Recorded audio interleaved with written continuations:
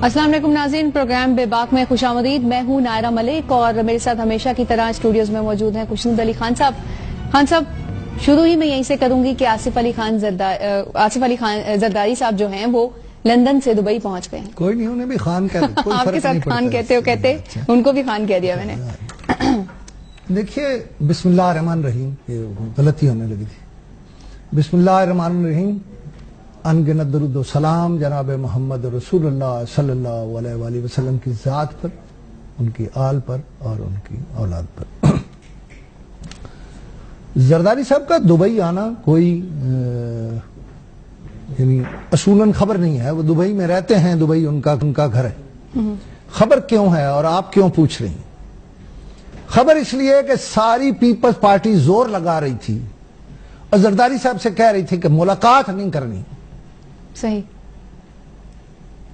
पर मैं तो मानता ही नहीं हूं मुलाकात नहीं होगी। अच्छा, क्या कह रहा हूं मैं? मुलाकात मैं नहीं मानता कि मुलाकात नहीं हुई। आप देखिए, ये अभी तो आया ना कि प्राइम मिनिस्टर जो है उनको दिल का प्रॉब्लम है और सीरियस है और वो अमेरिका जा सकते हैं जी। वो लंदन भी रह सकते हैं। जब आपको याद होगा, मैं जो कंटेंट लिख कर लाया था जी, उसमें लिखा हुआ था कि वो 1 महीने से ज्यादा रहेंगे, लेकिन बाज वजूहात की बिना पर मैंने ये नहीं कही थी बात, यानी कहा नहीं था। ये मेरा ख्याल है ऑपरेशन हो या स्टंट डलें या कोई भी सूरत हो, मेरी राय में मियां मोहम्मद नवाज शरीफ का स्टे भी लंदन में तवील होगा। अब इसके भी लोग 100 मतलब निकालेंगे, लेकिन पानामा लीक्स जो हैं वो तो टाइम टाइम फिश हो गई हैं। और वो बात जो मैंने पहले अपने प्रोग्राम में कही थी कि मियां मोहम्मद नवाज शरीफ पानामा लीक्स का हिस्सा नहीं है, अब जब TORs पे बात मुकम्मल हुई या TORs पे बात शुरू हुई, बल्कि उसमें पहला नुक्ता यह है कि नवाज शरीफ का नाम पानामा लीक्स में नहीं आएगा। अपोजिशन ये इशू नहीं उठाएगी कि नवाज शरीफ पानामा लीक्स में है। तो फिर पीछे क्या है? इस मुल्क का कानून यह कहता है कि हसन और हुसैन से यह बात नहीं पूछी जा सकती कि उन्होंने कंपनियां कैसे बनाई, पैसा कहां से लाए। पाकिस्तान से मैं कह रहा हूं इसका कोई ताल्लुक नहीं है, लिहाजा यही बात आएगी कि पाकिस्तान से तो पैसा नहीं गया है। रही मरियम नवाज, तो मरियम नवाज पहले ही वो तो लायबल इसलिए नहीं है कि उन्होंने कोई डिक्लेरेशन दिया ही नहीं है। वो जब कभी आएंगी, पार्लियामेंट की मेंबर बनेंगी, वो लायबल होंगी, तब लायबल होंगी कि वो कोई कंसीलमेंट करें। लिहाजा जो बातें मैं कहता रहा, मुझे कहना यह है अपने नाजरीन से कि उस वक्त आप समझते होंगे कि मैं कोई ब्लफ खेल रहा हूं, उस वक्त आप समझते होंगे मैं नवाज शरीफ की हमायत कर रहा हूं, हालांकि मैं हकायक के मुताबिक बात कर रहा था। जब नवाज शरीफ का नाम निकल गया तो खत्म हो गया पानामा लीक्स वाला मामला, बाकी कुछ नहीं है। हसन और हुसैन कर लेंगे इसको, मरियम भी इसको टैकल कर लेंगी, बल्कि टैकल क्या कर लेंगी, असूली तौर पर हमारी पार्लियामेंट का भी ये इख्तियार नहीं है कि वो हसन हुसैन या मरियम की जायदादों के बारे में कुछ कहे। आखिर मुल्क कानून और आईन के मुताबिक चलना है ना। कानून और आईन कहता है कि उन्हें नहीं पूछा जा सकता, लेकिन अभी इसको आगे चलने दें तो फिर बात होगी। मैं आपसे कहूं कि आसिफ अली जरदारी साहब की तरफ एक दफा फिर पलटता हूं। आसिफ अली जरदारी साहब वो सारा काम मुकम्मल कर आए हैं जो उन्हें करना चाहिए था, यानी पानामा लीक्स में से हवा निकाल आए हैं। अब जो जी चाहे आप तबसरे करें या बातें करें। जी फरमाइए। ठीक है, दूसरी जो अहम प्रेस कॉन्फ्रेंस हुई है चौधरी निसार अली खान की, उस पर क्या तबसरा आपका? देखिए, चौधरी निसार अली खान, यहां भी हमारे इस प्रोग्राम का बेबाक का बहुत बड़ा क्रेडिट है। मैंने 2, 3, 4 बातें कही थी चौधरी निसार अली खान साहब को, उनमें से 1-2 जो हैं आज आ गई हैं। मसलन मैंने उनसे कहा था कि चौधरी निसार अली खान साहब, ये हमारे बहुत सारे प्रोग्रामों में है, हमारे प्रोड्यूसर साहब के पास वक्त नहीं होता ना, वो इसको निकाल लें और ऐसी चीजें कहें कि जी ये जरा दिखा दें। मैंने कहा था कि आप एक ऐलान करें, आम ऐलान, जो पाकिस्तान के शहरियों को लो کہ آپ کو انعام ملے گا اگر آپ بتا دیں گے آپ کے ارد گرد کون غیر ملکی رہتا ہے جو پاکستانی بنا ہوا ہے، جس نے پاکستانی شناختی کارڈ لے لیا ہے، پاکستانی پاسپورٹ لے لیا. انہوں نے آج کہہ دیا، آج انہوں نے کہہ دیا کہ ہم انعام دیں گے. ہم نے ایک ہیلپ لائن کر دی. ایک اور بات میں یاد کرا دوں جو میں نے کہی تھی، جی اس لیے کہ لوگ بڑے کریڈٹس لیتے ہیں، میں تو کریڈٹس نہیں لیتا، مجھے یاد آ گیا کہ اچھا ہے. میں نے دوسری بات یہ کہی کہ جو انہیں شاید کوئی بڑے سے بڑا ماہر بھی نہ بتا سکے کہ کسی شخص کے پاکستانی اور غیر پاکستانی ہونے کا کیسے پتہ کیا جا سکتا ہے، خاص طور پر جو پاکستان کے قیام سے پہلے سے رہ رہے ہیں یا پاکستان کے قیام کے بعد آئے ہیں. اگر پاکستان کا ریونیو کا ریکارڈ یعنی محکمہ مال کا ریکارڈ مثلا پتہ کرنا ہے خوشنود علی خان کون ہے، اس کی قوم کیا ہے، صحیح. دو چیزیں ہیں. یہ آج کل لوگ قوم جلدی سے بدل لیتے ہیں، صبح کچھ اور ہوتے ہیں، شام کو امان ہوتے ہیں، پھر امان سے پھر جب دل کرتا ہے راجپوت بن جاتے ہیں. یہ ایک بہت بڑا ایشو ہے، اور خاص طور پر جو اس پر یقین رکھتے ہیں قوموں پر اور بلڈ پر. تو میں چودھری نثار علی خان صاحب مفت میں وہ انفارمیشن دے رہا ہوں جو اربوں کا کام کرے گی، خربوں کا کام کرے گی. صحیح. وہ یہ کہ جو کلیم کرتا ہے میں پاکستانی ہوں، مثلا خوشنود علی خان کلیم کرتا ہے کون ہے، تو اس کا ریونیو ریکارڈ منگوا لیں تو آپ کو معلوم ہو جائے گا کہ 100 سال پہلے، 125 سال پہلے، 150 سال پہلے جب ریونیو کا محکمہ قائم ہوا تھا، اس وقت خوشنود علی خان صاحب کے دادا یا پردادا یا لکڑ دادا یا جو بھی تھے، ان کی قوم کیا ہے اور ان کی زمین کتنی تھی. صحیح. زمین جتنی بھی ہوگی آپ کو ان کا اصل معلوم ہو جائے گا. لہذا جو بھی اب آئے ہیں ٹھیک، ان سے کہیں کہ ذرا اپنے پردادا کی ریونیو کے ریکارڈ سے وہ لے آئیں ایک فرد پرانی، یا اس کے ریکارڈ کی کوئی کاپی لے آئیں، اس میں دو باتیں لکھی ہوں گی، ٹھیک. زمیندار ہے، غیر زمیندار ہے، کون سی قوم سے ہے، اور کب سے پاکستانی ہے. ٹھیک. آپ نے یہ آج نہیں کہا، یہ بھی کر دیجئے. جی صحیح. گفتگو کا سلسلہ یہ جاری کریں گے. ابھی وقت ہوا ایک بریک کا، ہمارے ساتھ رہیے.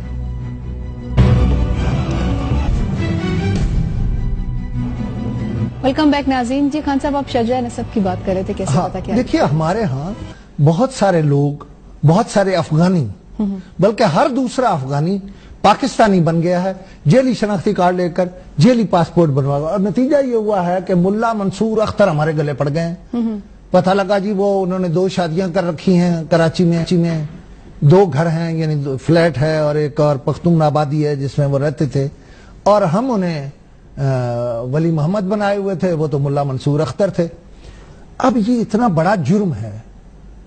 پاکستان کی شہریت کا کارڈ جس نے بنا، میں سمجھتا ہوں اس نے ماں بیچ دی، اس نے ملک بیچ دیا، اس نے ماں بیچ دی. بلا شبہ. اور ٹھیک کہہ رہا ہے چودھری نثار علی خان کے، اسے ہونا چاہیے جیل کے پیچھے. تو ڈالیں چوہدری صاحب جیل کے پیچھے، کوئی روک نہیں رہا آپ کو، اور 2-4 کو لٹکائیں ذرا اس کام میں. مطلب فوراً ان کا ملٹری ٹرائل کریں، ملٹری کو دیں گے، اور 14 سال سزا آپ کہہ رہے ہیں، نئی قانون سازی کریں جس میں عمر قید ہو، جس میں بہت سخت سزائیں ہوں. 2-4 کو تو لٹکا ہی دیں، کچھ نہیں ہوتا. یہ کل بیچارے سرفراز بگٹی نے کچھ کہا اور اس پر اتنا اخلاقی پریشر پڑا کہ وہ کہنے لگا میں نے الفاظ کا صحیح چناؤ نہیں کیا. بالکل صحیح چناؤ ہے، بالکل صحیح. دھکے مار کے نکالو، میں اس بات کا حامی ہوں، دھکے مار کے نکالو. یہ کیا بات ہوئی؟ کوئی ہمارے لوگوں کو قتل کر رہا ہے، ہمارے لوگوں کو مار رہا ہے، ہمارے ملک کا نقصان کر رہا ہے، ہمارے ملک کے وجود کے خلاف کام کر رہا ہے، اور ہم پڑے ہوئے ہیں ہم شستہ کہ وہ جی بڑی زبان ٹھیک استعمال. ہم زبان، میں کہتا ہوں گھسن مارو، میں کہتا ہوں ان کو نکالو، فارغ کرو یہاں سے، نہیں ضرورت ہے ان کی. اور لوگ احتساب کریں ان کا، افغانیوں کا، ان کے گرد گھیرا تنگ کریں. ایک بات جاتے جاتے کہنا چاہتا ہوں کہ مجھے نہیں معلوم اور پریشرز تو ہیں. میں ایک ادارے کا نام لینا چاہتا ہوں. ادارہ ہے پاکستان انسٹیٹیوٹ آف کارڈیالوجی. میں نہیں کہہ رہا،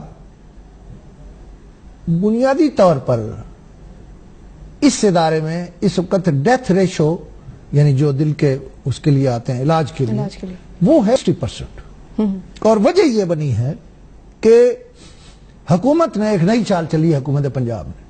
انہوں نے سینئر پروفیسروں کو جن کی ساری زندگی اس کام میں گزری ہے، آپریشن کرتے، علاج کرتے، ان کو فارغ کر کے مختلف جگہوں پر بھیج دیا. اور وہ جو روز ہنگامہ کرتے تھے ڈاکٹر، ان کو دل چیرنے پر لگا دیا ہے. نتیجہ یہ ہے کہ لوگ مرے جا رہے ہیں. لہذا یہ جو جنگ ڈاکٹر سے بندے مروانے کا کام ہے یہ بند کریں. مجھے اس پر بہت سے سینئر ڈاکٹرز نے اور بہت سارے دوسرے ڈاکٹرز نے بہت سی معلومات دی ہیں. یہ ہو سکتا ہے کہ میں ایک پورا پروگرام کر دوں اس پر. مثلا اسلام آباد کی جن بلڈنگوں کا میں نام لیتا رہا، اب شاید میں ایک الگ الگ کر کے ان پر پروگرام کروں گا اور چیزیں دکھاؤں گا آپ کو کہ یہ ہے فلاں کام یا یہ ہو رہا ہے. تو مجھے تو یہ جو پی آئی سی میں سیاست ہے وہ اچھی نہیں لگی. سیاست ان جگہوں پر تو اچھی ہے جہاں سیاست ہونی چاہیے، لیکن یہاں نہیں ہونی چاہیے. جی صحیح. اچھا، ابھی آپ منظور اختر کی ہلاکت کے حوالے سے بات کر رہے تھے، کیا سمجھتے ہیں کہ جو حکومت اقدامات اٹھا رہی ہے وہ کافی ہیں؟ دیکھیے، میں بالکل اور بات آپ کے جواب میں کہتا ہوں. لگتا ایسے ہے کہ ہماری وزارت خارجہ سو رہی ہے اور چیف آف آرمی اسٹاف جاگ رہے ہیں، باقی کسی کو پتہ ہی نہیں ہم نے کہنا کیا ہے. یہ مجھے معلوم ہے کہ اتنے لائق نہیں ہے وزارت خارجہ. آپ پتہ وزارت خارجہ میں جو پریس کانفرنس ہے جس کو کہتے ہیں یہ پریس بریفنگ کر رہے ہیں، انہیں یہ بھی نہیں. ہمارے اکثر لوگ جو اشتہار اکٹھے کرتے ہیں، پی آئی ڈی میں بھی یہی ہے، وزیر پریس کانفرنس کر رہا ہوتا ہے، سامنے اشتہاروں والے بیٹھے ہوتے ہیں، اور وہاں وزیر خارجہ یا وزارت خارجہ کا ترجمان بریفنگ کر رہا ہوتا ہے، سامنے اشتہاروں والے بیٹھے ہوتے ہیں. ایک روایت تھی کہ ایڈیٹروں کو بتا دیا جاتا تھا، جو اندر کی بات آف دا ریکارڈ بتا دیا جاتا، کہتا تھا اسے کنزیوم کر لیں، یہ ہمارا اصل یہ معاملہ ہے، طریقے سے بات کیجیے. پھر رواج آیا کہ اچھا ایڈیٹرز کے ساتھ اینکرز کو بلا لیا جائے. مجھے کوئی مائی کا لال بتا دے کہ اس ملک کے میڈیا کو اب تک، میڈیا کے ان لوگوں کو جنہوں نے بولنا ہے، جنہوں نے لکھنا ہے، جنہوں نے پالیسی بنانی ہے، جنہوں نے الیکٹرانک میڈیا کو آن ایئر کر کے اس کو دیکھنا ہے کہ کوئی غلط تو نہیں ہو رہا، ان کو، مالکان پی بی اے کو، اے پی این ایس کو کتنا آگاہ کیا؟ توفیق ہی نہیں ہوئی. اس لیے کہ خود وزارت خارجہ جو ہے وہ اتنی نالائق ہے کہ شاید ان کے پاس چیزیں ہی نہیں ہیں، اور اگر چیزیں تھیں تو نالائقوں کا ایک کام یہ بھی ہوتا ہے کہ وہ بولتے ہی نہیں، خاموش ہو جاتے ہیں. وزارت خارجہ میں بھی نالائقی بدرجہ اتم موجود ہے. پاکستان کی استحکام، پاکستان کا استحکام، پاکستان کی سلامتی دو پر لگے ہوئے اور وہ خاموشی اختیار کیے ہوئے. سبحان اللہ بھائی، آپ نے تو اچھا کیا. پھر اس کا معاملہ یہ ہے کہ آرمی چیف نے ٹھیک کیا، قوم کی جو امنگیں تھیں ان کے مطابق امریکی سفیر کو بلوایا اور اسے کہا جو کہنا چاہیے تھا. کیا یہ اس وقت بڑا سوال نہیں ہے کہ ولی محمد یا ملا منصور ایران میں نے کل بھی پوچھا تھا، آج بھی پوچھ رہا ہوں، امریکیوں میں آپ سے پوچھ رہا ہوں کہ ملا منصور اختر کو آپ نے 450 کلومیٹر ایران کے اندر تو آپ نے چلنے دیا، آنے دیا، آپ نے ٹریپ کیا باقاعدہ کہ اسے لا کر پاکستان میں مارا جائے. یہ گھیر گار کے پاکستان میں داخل کرنا اور ملا منصور کو مارنا کیا باقاعدہ ایک سازش نہیں تھی پاکستان کو بدنام کرنے کی؟ اور دیکھیں، میں سمجھتا ہوں ہماری وزارت خارجہ نے اسی تنخواہ پر کام کرنے کا حامی بھر کے تو خاموشی اختیار کر لی. اگر آپ نے خاموشی اختیار کرنی ہے تو قوم کا اتنا پیسہ آپ پہ کیوں خرچ ہو رہا ہے؟ کیوں اس طرح سے سارا کام ہو رہا ہے؟ یہ چاہے نثار کی تصویر دکھا دیں، سرتاج عزیز کی دکھائیں، طارق فاطمی کے دکھائیں، تاکہ لوگوں کو معلوم ہو کہ یہ ہمارے اصل ملزم، اور ان کی خرابی کی وجہ سے امریکی جو ہیں وہ موج کر رہے ہیں. میں ایک اور سوال پوچھتا ہوں وزارت خارجہ سے. آپ کو اگر دنیا کو یہ بتانا ہے کہ ہمارے ساتھ کوئی زیادتی ہوئی ہے، اگر آپ کو دنیا کو بتانا ہے کہ ملا منصور کو گھیر گار کے پاکستان لایا گیا پاکستان کو بدنام کرنے کے لیے، تو آپ نے اب تک ڈپلومیٹک کور جو ہے، ڈپلومیٹک کور، اس کو بلایا، اسے بریف کیا. میں آپ سے کیا پوچھ چکا ہوں؟ آپ نے ایڈیٹرز کو بریف کیا، آپ نے اینکرز کو بریف کیا، آپ نے مالکان الیکٹرانک میڈیا پی بی اے کو بریف کیا، اور اب پوچھا میں نے آپ سے کہ کیا آپ نے ڈپلومیٹک کور کو بریف کیا؟ جی. تو مطلب ہے کہ جو اقدامات اٹھانے چاہیے حکومت کی طرف سے وہ اقدامات نہیں کیے جا رہے. ناظرین، اسی کے ساتھ وقت ہوا ہے ایک بریک کا، ہمارے ساتھ رہیے.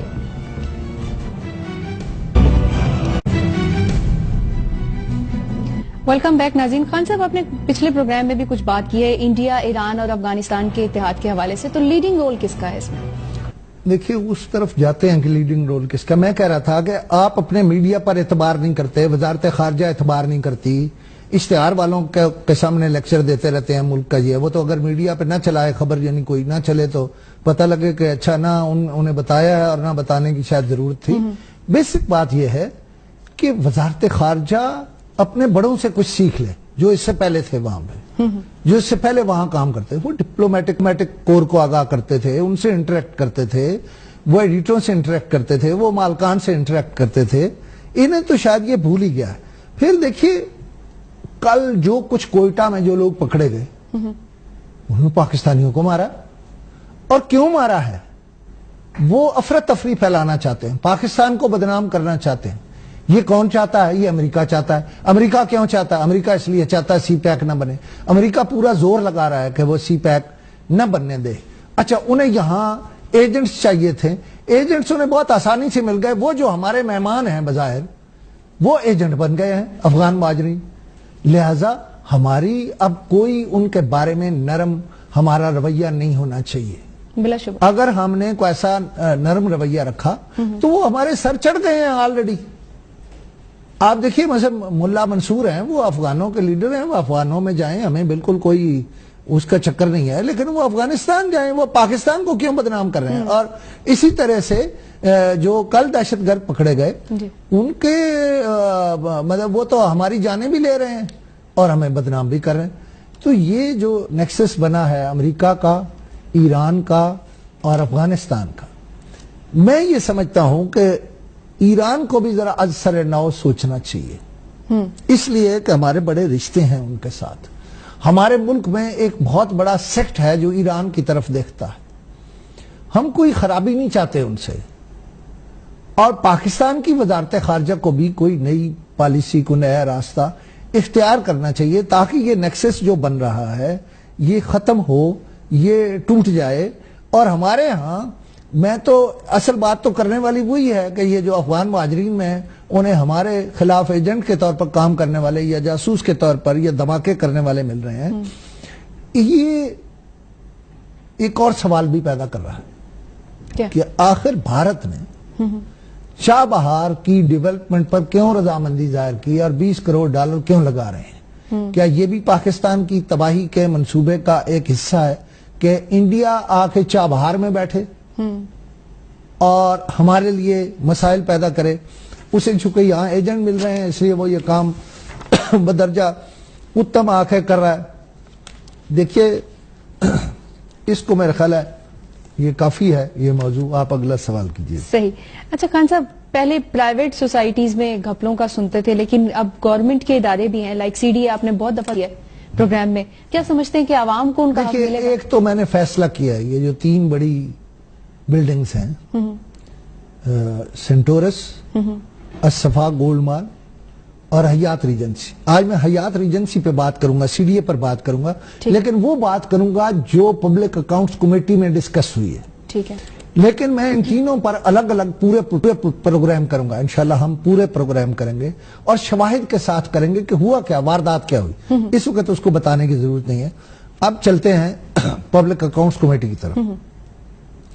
پبلک اکاؤنٹس کمیٹی کے اجلاس میں یہ ڈسکس ہوا کہ CDA میں کیا کیا لوٹ مار ہوئی اور کب سے لوٹ مار ہوئی. اس کے نتیجے میں ایک فیصلہ ہوا ہے کہ 1988 یعنی 1988 سے لے کر 2016 تک, اس سال تک CDA کا آڈٹ کیا جائے. صحیح. اور اگر آڈٹ ہوا تو میں آپ کو بتاؤں ایسا ایسا نام آئے گا, ایسے ایسی شرفاء کے نام آئیں گے, آپ لیتے رہتے ہیں, اور ایسا بندہ سامنے آئے گا کہ جیل کے علاوہ اس کے لیے جگہ کوئی نہیں ہوگی. صحیح. جیل کے علاوہ.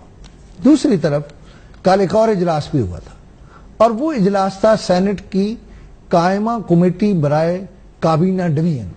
یہ اصل میں CDA اس کے تحت ایک طرح سے آتا ہے, یا کیڈ میں اب تھوڑا ڈال دیا ہے, 2 حصوں میں بٹ گیا ہے.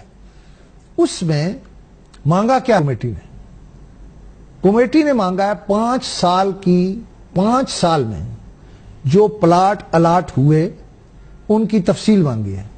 مجھ سے کل کسی نے پوچھا کہ یہ آپ کہہ رہے ہیں ملازمین کو. دیکھیے جو CDA ہے وہ کیپٹل ڈیولپمنٹ اتھارٹی ہے، وہ سی ڈی اے ملازمین ڈیولپمنٹ اتھارٹی نہیں ہے. میری بڑی دوستی ہے چودھری یاسین سے، بہت محنت کی اس نے مزدوروں کو، وہ تو شاید کامیاب ہو گیا، لیکن شہر ناکام ہو گیا اس کے مقابلے میں، اور شہری ناکام ہو گئے. کیوں؟ پلاٹ سی ڈی اے کو ڈیولپ کرنے تھے شہریوں کے لیے، ڈیولپ کر دیا اپنے ملازمین کے لیے، تو وہ ادارہ اس لیے نہیں بنا کہ صرف اپنے ملازمین کا کام کرے گا. بلا شبہ اس وقت بھی اقتدار کی جنگ ہو رہی ہے سی ڈی اے میں کہ کون سے اچھے محکمے ہیں جو یا ڈپارٹمنٹس ہیں سی ڈی اے کے، جو خود سی ڈی اے رکھ لے، اور جو فضول سے ہیں وہ کارپوریشن کو دے دیں. میں سمجھتا ہوں منتخب لوگوں کو بہت سارے کام کرنے چاہیے. اب کل جب پبلک اکاؤنٹس کمیٹی شروع ہوئی تو اس میں ایک ایشو آیا ہے کہ جو پولیس فاؤنڈیشن ہے، یہ جو E11 ہے، یہ پولیس فاؤنڈیشن ہے. یہاں پولیس فاؤنڈیشن نے سی ڈی اے کی ملکیت 38 کنال زمین قبضے میں کر رکھی ہے. 38 کنال زمین قبضے میں کر رکھی. اگر ان سے پوچھیں سی ڈی اے والوں سے کہ آپ کیوں نہیں روکتے جو انلیگل کنسٹرکشنز ہوئی ہیں، جو پانی کے بہاؤ کے لیے قدرتی نالے ہیں، سی ڈی اے کو تو معلوم ہے، سی ڈی اے کے پاس تو سارے سرویز موجود ہیں، انہوں نے نالوں کے سامنے سی ڈی اے کی سڑکیں استعمال کر کے، سی ڈی اے کی سہولتیں حاصل کر کے انہوں نے مطلب بڑے ٹاورز کھڑے کر دیے ہیں. اب سی ڈی اے سے پوچھے، وہ کہے گا ہمارے ماتحت نہیں، چیف کمشنر اسلام آباد کے ماتحت ہیں، ڈپٹی کمشنر اسلام آباد کے ماتحت ہیں. اچھا. میں میں یہ پوچھتا ہوں کہ اب والے چیئرمین چیف کمشنر اور اب والے ڈپٹی کمشنر اور اب سے سابقہ والے چیف کمشنرز اور ڈپٹی کمشنرز، ان سے کون پوچھے گا؟ کل جب پانی ذرا بارش ہو گئی زیادہ تو یہ ڈوب جائیں گے. یہ 11 جو بڑا خوبصورت لگتا ہے، جب اس کے راستے بند ہیں پانی کے، تو پانی نے تو اپنی گزرگاہ نیچرل بنانی ہے. ڈیفینیٹلی. اچھا، یہ سی ڈی اے نے اس میں عمل دخل کیوں نہیں ڈالا؟ سی ڈی اے والے کھچرے ہیں بڑے. کھچرا پنجابی کا لفظ ہوتا ہے نا، وہ کھچرا کیا ہوتا ہے؟ اس کی چیز بتاؤ، وہ کچھ اور آپ کو ایسے رستے پہ لگا دے گا کہ جیسے اسے پتہ ہی نہیں. دیکھیں، یہ سی ڈی اے کا اصل کنٹرولڈ ایریا، آپ ذرا اختیار دیکھیں، یہ ان سے جا کے پوچھو، کہیں گے نہیں ایسا نہیں. میں پورے دعوے سے کہہ رہا ہوں، میں نے اس میں محتسب میں شفیع سیوانی صاحب میری تحریروں کی وجہ سے وہاں گئے، اور پھر وہ احتساب میں ایسے آئے کہ وہاں سے ان کی ڈیڈ باڈی آئی، ان کی ٹانگیں کٹ گئیں. لیکن میں نے یہ ثابت کر دیا تھا. اسلام آباد، ایبٹ آباد بھی کنٹرولڈ ایریا ہے کس کا؟ سی ڈی اے کا. اور راول پنڈی بھی کنٹرولڈ ایریا ہے کس کا؟ سی ڈی اے کا. اچھا، سی ڈی اے والوں کو جہاں سے مال ملتا وہاں آنکھ بند کر لیتے ہیں. ٹھیک. تو یہاں بھی آنکھیں بند کر لی ہیں E11 میں انہوں نے. لیکن E11 میں صرف بند نہیں کی، یہ جو کشمیر روڈ ہے اس کے دائیں طرف جتنی کنسٹرکشن اس وقت ہو رہی ہے، یہ کل سی ڈی اے کو تھوک کے چاٹنا پڑے گا. اس وقت اربوں روپے دیں گے ان لوگوں کو، کیوں کنسٹرکشن گرا نہیں رہے ہیں. انہیں ابھی روک دینا چاہیے اور ان بلڈنگوں کو خالی کرا دینا چاہیے، ورنہ کل کہاں سے نکلیں گے شہر سے. ٹھیک ناظرین، اسی کے ساتھ وقت ہوا ہے ایک بریک کا، ہمارے ساتھ رہیے.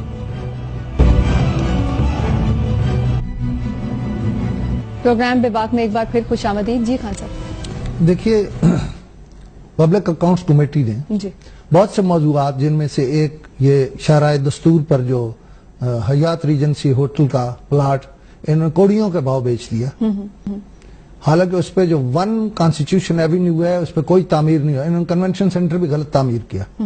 یہ ماسٹر پلان کی خلاف ورزی ہے. یہ کام تو کرتے رہتے ہیں. انہوں نے کل کہا کہ 200 وکیل تقریباً نکال دیں سی ڈی اے سے. اس میں سید خورشید شاہ صاحب اور جو دوسری پبلک اکاؤنٹس کمیٹی ہے، انہیں یہ بتانا کہ آپ کا خیال ہے کہ یہ کوئی بڑی کروڑوں کی فیسیں دے رہے ہیں، وہ صرف 2-4 لوگوں کو دیتے ہیں مال جو ہے، اور یہ مال مل کے کھاتے ہیں. کس طرح سے؟ جو اسٹے مخالف پارٹی نے لیا ہوتا ہے، جو اس طرف سے وکیل جانے والا ہوتا ہے سی ڈی اے کا، وہ اسے پکا کراتا رہتا ہے. یہ ایک بہت بڑا موضوع ہے، اس پہ بھی بات پھر کروں گا. لیکن پبلک اکاؤنٹس کمیٹی نے شاہراہ دستور کے اس پلاٹ پر بات کی ہے، اور بورڈ آف ڈائریکٹرز کے نام آ رہے ہیں، اور شاید یہ خود اس پہ پرچے بھی درج کرائیں گے. میں 2 باتیں اور کہنا چاہتا ہوں. ایک تو ہمارے دوست ہیں کیپٹن عمیر، وہ کل انہوں نے مجھے فون کیا تھا، میں کہہ نہیں سکا. وہ کہہ رہے تھے کہ لاہور میں حکومت پنجاب کی بات بعض اداروں نے مانی ہے، بعض نے نہیں مانی، بچوں کی چھٹیوں کے حوالے سے. اور یہاں عجیب ہے، چھٹیاں کر دی ہیں، پھر نوٹیفکیشن بھیج رہے ہیں بار بڑی جو یعنی اسکول ہیں، نام والے اسکول ہیں، وہ بھیج رہے ہیں کہ اب فلاں تاریخ کو بچوں کے ایگزام ہوں گے، فلاں تاریخ کو اسیسمنٹ ہوگی، فلاں تاریخ کو فلاں ہوگا. تو کیپٹن عمیر کہہ رہے تھے کہ بچے گرمی سے مر رہے ہیں، حکومت کو بہت سختی سے اس کو رکوانا چاہیے. اور ایک ذاتی انفارمیشن میں اپنے چاہنے والوں سے، اپنے محبت کرنے والوں سے، اپنے ساتھ تعلق رکھنے والوں سے، خاص طور پر اسلام آباد کے جو دوست ہیں، دوسروں کے لیے میں گزارش نہیں کر رہا کہ اتوار کو شام 5 بجے سے 7 بجے تک میری والدہ مرحومہ کے لیے اجتماعی دعا ہے، قرآن خوانی ہے. جو حضرات آ سکیں مجھے خوشی ہوگی کہ وہ تشریف لائے. اب ذرا چلتے ہیں آگے سندھ کی طرف. دیکھیں جو سندھ سے بھی پہلے بیوریجز کیا ہوتی ہیں، یہ بوتلیں پینے والی، ان پر 3.5% ڈیوٹی بڑھائی جا رہی ہے. پہلے یہ 10% تھی. اس کا مطلب یہ ہے کہ اتنی گرمی آپ نے عام لوگوں پر عذاب ڈال دیا. اچھا یہ فیڈرل گورنمنٹ ہے یا صوبائی حکومت ہے، میں اس بحث میں نہیں پڑتا. دوسری طرف آپ بجلی کی قیمت آپ نے بڑھا دی ہے.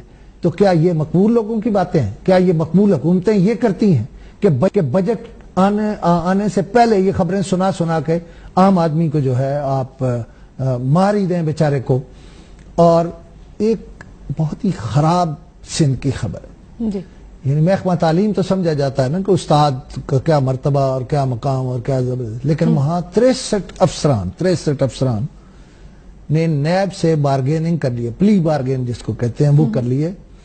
اور صوبائی وزیر تعلیم سندھ نے ان 63 افسروں کی برطرفی کے نوٹس، 20 کے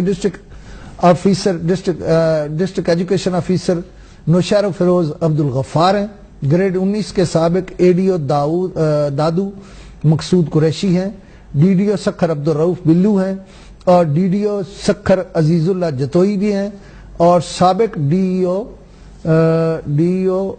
گڑی خیرپور ہیں، خیرپور جیکب آباد، اور نذیر یہ کوئی پتہ نہیں وڈو یا کوئی اس طرح کا نام ہے ان کا، جیکب آباد وہ بھی ہیں. اندازہ کریں کتنا مقدس پیشہ ہے جی. اور کتنا غلیظ کام کیا ہے انہوں نے. بلا شبہ. لوگ کوئی سوچ سکتا ہے کوئی استاد جو ہے وہ اس طرح کا کام کرے گا؟ اسی طرح محکمہ آبپاشی سندھ میں پچھلے چند سالوں میں کتنا پتہ فراڈ ہوا ہے؟ کتنا؟ 50 ارب کا فراڈ ہوا. تو پکڑ لو نیب والوں ان کو، بس کام کر دیں، بالکل مت چھوڑیں. اور یہ جو فراڈ ہے 50 ارب کا، اس کی دستاویزات محکمہ آبپاشی سندھ کے بارے میں اینٹی کرپشن نے نیب کے حوالے کی ہیں. یہ بھی بہت اچھی. اور ایک بات جو ہم نے ڈسکس نہیں کی تھی، وہ جیلم میں ایک پل بن رہا تھا جس پہ 33 کروڑ روپے خرچ ہو گئے. جی. اچھا وہ آندھی سے ہی گر پڑا، آندھی سے ہی سجدہ ریز ہو گیا. اب اس پہ میں کیا کہوں، شہباز شریف صاحب وہاں تشریف نہیں لے گئے، نہ اس ٹھیکیدار کو کچھ پتا ہے کہ اس کو کب پکڑا ہے یا کب پکڑیں گے یا کب اس سے وہ پیسہ جو ہے وہ واپس لیا جائے گا، اور وہ تھا کون، اور اس کی کوالٹی کون چیک کر رہا تھا. اس کا مطلب کام کوالٹی کا نہیں تھا، ایسے ہی آندھی سے جو گر گئے اتنے بڑے یعنی ان کا اپنا استعمال میں بھی نہیں آیا، ابھی استعمال میں نہیں آیا. تو یہ اچھی بات ہے استعمال میں نہیں آیا، کہیں استعمال میں آتے ہوئے گر پڑتا تو پھر تو بڑی زیادہ جانیں لے جاتا. لہذا میاں شہباز شریف صاحب خود ذرا اس پر جو ہیں وہ توجہ کریں. اور ایک بہت ہی زبردست بات جی کہ جو عالمی بینک ہے جی اس نے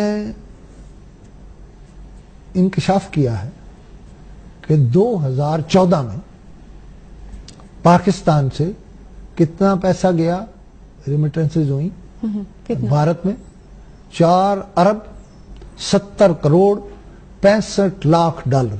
4 ارب 70 کروڑ 65 لاکھ ڈالر. میں پھر کہہ رہا ہوں 4 ارب 70 کروڑ 65 لاکھ ڈالر ویسے تو سر ہم بھارت شفٹ ہوئے. اور مزے کی بات یہ ہے کہ اسٹیٹ بینک جو ہے اس کے پاس اس کا کوئی ریکارڈ نہیں ہے. میں باری جاؤں اسٹیٹ بینک کے اور سبحان اللہ ہی کہہ سکتا ہوں، کیا زبردست اسٹیٹ بینک ہے. حالانکہ عالمی بینک نے کئی مہینے پہلے بھی میں نے اس پروگرام میں کہا تھا کہ پاکستان کون سے نمبر پہ ہے جس نے بھارت کو فارن ریمیٹنس کی ہیں. سو رہا ہے اسٹیٹ بینک آرام سے لمبی تان کے, کسی نے کوئی تحقیقات نہیں کرائی. نیب اس سے زیادہ سو رہا ہے کیونکہ نیب کوئی سکھا غرض. یہ تو میرا خیال I S I, M I B, اس کو بھی فوراً جاگ جانا چاہیے تھا, اس پر بات کرنی چاہیے تھی, اس پر دھیان دینا چاہیے تھا کہ یہ آخر پیسہ کیوں بھارت جا رہا ہے, کیوں ایسے جو ہے وہ ہو رہا ہے. اچھا, میں نے شروع میں مجھے دھیان نہیں رہا, یہ عمران خان روز کہتا وہ نواز شریف, بھائی صاحب, خان صاحب, حضور یہ بھارت کو بھی کہے اوے بھارت, اوے امریکہ, کہہ کے تو دیکھو. خان صاحب کہیں یہاں ملے ہوئے تو نہیں ہیں؟ آپ بھارت کو نہیں کہتے, افغانستان کو نہیں کہتے, بڑا ادب اور احترام کرتے ہیں آپ, تو یہ خان صاحب چلے گا نہیں. یہ ہائی مارل گراؤنڈ والی بات نہیں ہے جو آپ سمجھتے ہیں لوگ آپ کے بارے میں, اس لیے کہ آپ اپنی جماعت جو ہے اس کو توجہ نہیں کرتے. اور جاتے جاتے بتا دوں کہ فرزانہ راجہ صاحبہ جو ہے, جو ہماری منسٹر ہوتی تھیں, بے نظیر انکم نے تقریباً 3 ارب روپے کا یہ اشتہارات کا کچھ معاملہ ایسا کیا کہ اب نیب جو ہے ٹھیک ان کے گرد گھیرا تنگ کر رہی ہے. آپ کے ٹھیک کی وجہ سے بچ گئی ہیں, بہت ساری چیزیں کہنی چاہیے. ناظرین, اسی کے ساتھ پروگرام کا اختتام ہوا جاتا ہے. کل انشاءاللہ آپ سے پھر ملاقات ہوگی, تب تک کے لیے اپنا خیال رکھیے گا, دعا میں یاد رکھیے گا. اللہ حافظ.